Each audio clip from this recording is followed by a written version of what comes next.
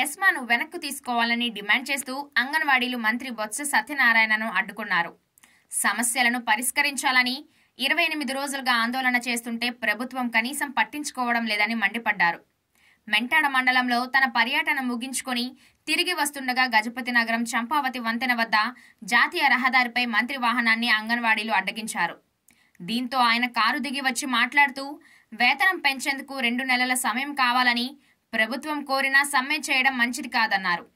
విధులకు హాజరైతే ఎస్మాను ప్రభుత్వం ఎత్తివేస్తుందని, అంగన్వాడీలకు సంక్షేమ పథకాలు తీసివేయడంపై చర్చిస్తామని అన్నారు. అంతలో సిఐటియు నాయకురాలు వి లక్ష్మి మాట్లాడుతుండగా మీరు ఎవరంటూ మంత్రి ఆమెను ప్రశ్నించారు. సిఐటియు నాయకురాలని చెప్పగా మీతో మాట్లాడనని మంత్రి తెలిపారు. ఫోటోలు వీడియోలు తీయవద్దని మంత్రి హెచ్చరించారు.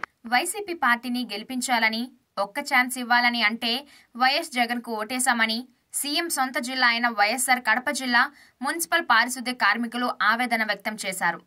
15 రోజులుగా సమ్మె చేస్తున్నా పట్టించుకోకుండా, తమ సమస్యలు పరిష్కరించకుండా ఉండటం పట్ల కార్మికులు సిఐటియు ఆధ్వర్యంలో ఆకులు కట్టుకుని ఆది మానవుల్లాగా మారి రోడ్లపై నిరసన ప్రదర్శన చేశారు.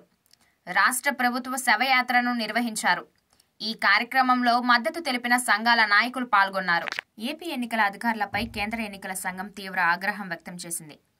ఈ రాష్ట్రంలో ఏం జరుగుతుందో అన్ని వివరాలను తెలుసుకున్నామని విజయవాడ, తిరుపతి, అనంతపురం అధికారులపై సీరియస్ అయింది. ఏపీలో ఎన్నికలకు సంబంధించిన పరిస్థితులపై సరైన చర్యలు తీసుకోవడం లేదని ఆగ్రహం వ్యక్తం చేసింది. చంద్రగిరి నియోజకవర్గంపై ఇక్కడి అధికారులను నిలదీసింది. ఇక్కడి అధికారులు రాజకీయ ఒత్తిళ్లకు తట్టుకోలేమంటే, రాజకీయ పార్టీలతో సంబంధం ఉంటే విధుల నుంచి తప్పుకోవాలని ఆదేశాలు జారీ చేసింది. ఎన్నికల తర్వాత పోస్టింగ్లోకి రావచ్చని తెలిపింది. రాష్ట్రంలో ఏ అధికారి ఎలా ఉన్నారో తమ దగ్గర రిపోర్ట్ ఉందని, తమకు తెలియదనుకోవద్దని ఎలక్షన్ కమిషన్ హెచ్చరించింది. ముఖ్యమంత్రి రేవంత్ రెడ్డి చిక్కుల్లో పడ్డారు. మండలి సభ్యులపై ఆయన చేసిన వ్యాఖ్యలపై ఎథిక్స్ కమిటీతో విచారణ జరిపించాలని శాసన మండలి చైర్మన్ గుత్తా సుఖేందర్ రెడ్డిని ఎమ్మెల్సీలు కోరారు. ఎమ్మెల్సీలు ఎంఎస్ ప్రభాకర్ రావు, సురభి వాణిదేవి, దేశపతి శ్రీనివాస్ శాసన మండలి చైర్మన్ను ఛాంబర్లో కలిసి లిఖితపూర్వకంగా ఫిర్యాదు చేశారు. బాధ్యతాయుతమైన సీఎం స్థానంలో ఉన్న రేవంత్ రెడ్డి శాసన మండలిని ఇరానీ కేఫ్ అని, అందులో ఉన్నవాళ్లు రియల్ ఎస్టేట్ బ్రోకర్లని వ్యాఖ్యానించడాన్ని ఎమ్మెల్సీలు తీవ్రంగా పరిగణించారు. పెద్దల సభగా పిలుచుకునే శాసన మండలిని బాధ్యతాయుతమైన స్థానంలో ఉన్న రేవంత్ రెడ్డి అవమానించారని ఆవేదన వ్యక్తం చేశారు. దీనిపై కమిటీలో చర్చించి తగు చర్యలు తీసుకోవాలని ఎమ్మెల్సీలు శాసన మండలి చైర్మన్ను కోరారు. కాంగ్రెస్ ప్రభుత్వం అత్యంత ఆర్భాటంగా స్వీకరించిన ప్రజాపాలన అభయహస్తం దరఖాస్తులో నిర్లక్ష్యం బయటపడింది. ఎంతో జాగ్రత్తగా కంప్యూటర్లో భద్రపరచాల్సిన దరఖాస్తులు రోడ్లపై గాల్లో ఎగురుతూ కనిపించాయి. దీంతో ప్రజాపాలనలో దరఖాస్తు చేసుకున్న లబ్ధిదారులకు సంబంధించిన డేటా విషయంలో గందరగోళం ఏర్పడింది. ఎంతో జాగ్రత్తగా కాపాడాల్సిన ఈ డేటా సైబర్ నేరగాల బారిన పడిందన్న వార్తలు కూడా వినిపిస్తున్నాయి. ఈ క్రమంలో BRS working president MLA KTR స్పందించారు.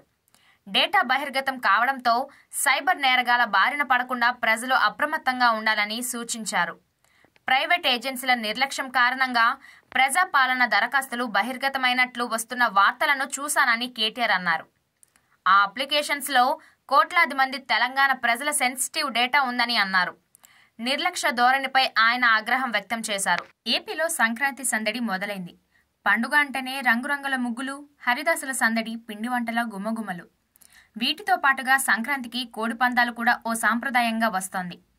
పండుగ సందర్భంగా ఏదో సరదాగా మొదలైన ఈ పందాలు ఆ తర్వాత కోట్లకు కోట్లు చేతులు మారే రేంజ్కు వెళ్లిపోయింది.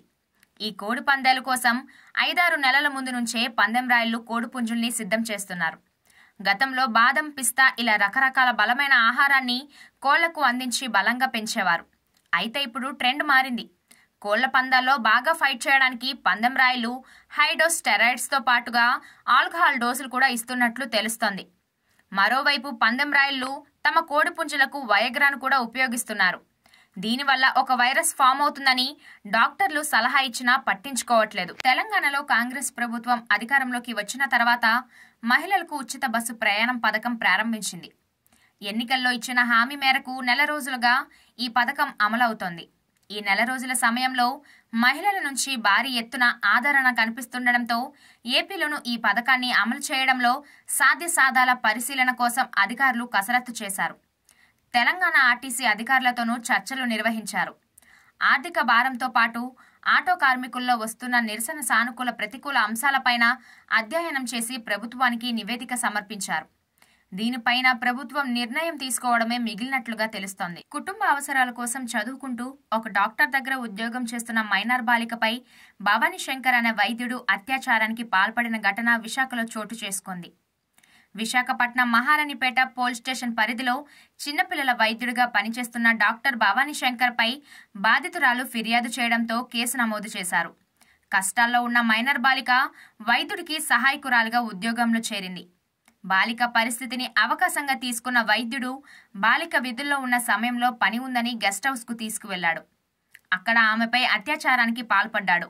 డాక్టర్ భవానీ శంకర్ పై పోక్సో కేసుతో పాటు SC/ST అట్రాసిటీ కేసు నమోదు చేశారు.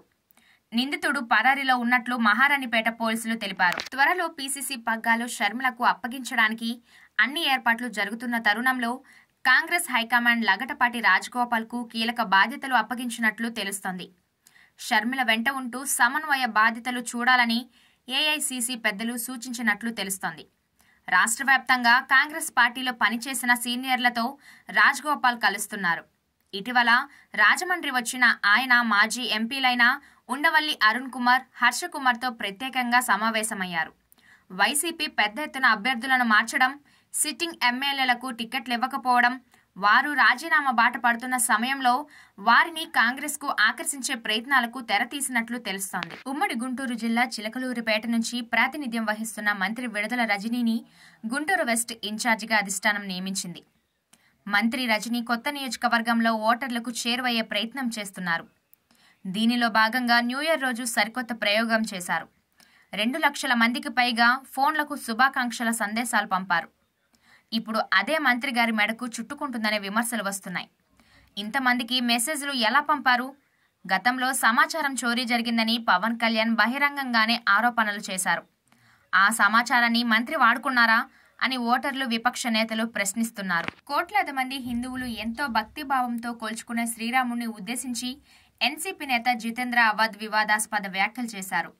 శ్రీరాముడు శాకాహారి కాదని, ఆయన వేటాడి మాంసాన్ని తినేవారని వ్యాఖ్యానించారు. మహారాష్ట్ర షిరిడిలో జరిగిన ఓ కార్యక్రమంలో ఆయన మాట్లాడుతూ ఈ వ్యాఖ్యలు చేశారు. రాముడు జంతువులను వేటాడి తినేవాడని అవధ్ అన్నారు. రాముడిని ఉదాహరణగా చూపి ప్రతి ఒక్కరిని శాకాహారులుగా మార్చడానికి కొందరు మతవాదులు ప్రయత్నిస్తున్నారని, అడవుల్లో గడిపిన రాముడు వెజిటేరియన్ కోసం ఎక్కడికి వెళ్తాడు? తాను చెప్పిన దానికి పూర్తిగా కట్టుబడి ఉన్నానంటూ వ్యాఖ్యానించారు.